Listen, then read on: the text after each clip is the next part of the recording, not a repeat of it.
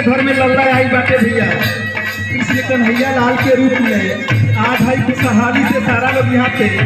इकट्ठा भाई बाटे। सुशील भैया हमने के तो स्टूडियो में ही दिन रात मुलाकात होला और बताना चाहेंगे भैया कि बहुत जल्द हमारे बड़े भैया रमेश जी का और गुंजा वर्मा जी का और मेरा सॉन्ग यमडी म्यूजिक पे 4 से 5 दिन के अंदर ही लाइव होगी जी 10 से 12 गाना होने वाला है। तो बस आप लोग का प्यार दुलार आशीर्वाद और हमारे गुरुजी आप श्री बाबूराम यादव जी जो कि आज इन्हीं लोगों के आशीर्वाद से हम जो भी कलाकार हैं मंच के माध्यम से राहुल लोग को जो कुछ भी गाकर सुना पाते हैं। और कैसे भैया का नाम बाते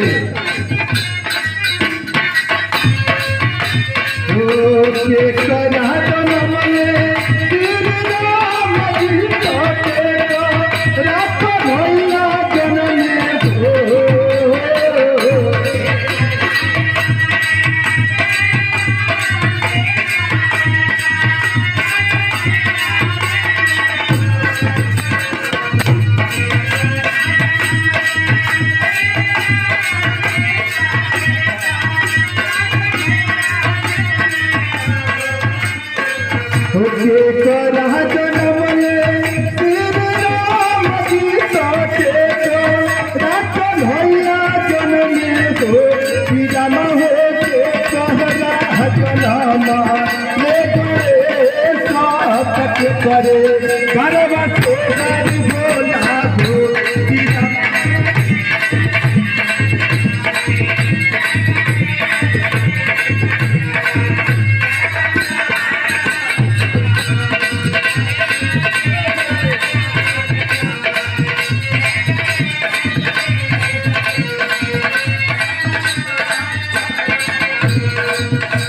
मगर देखा जाए भैया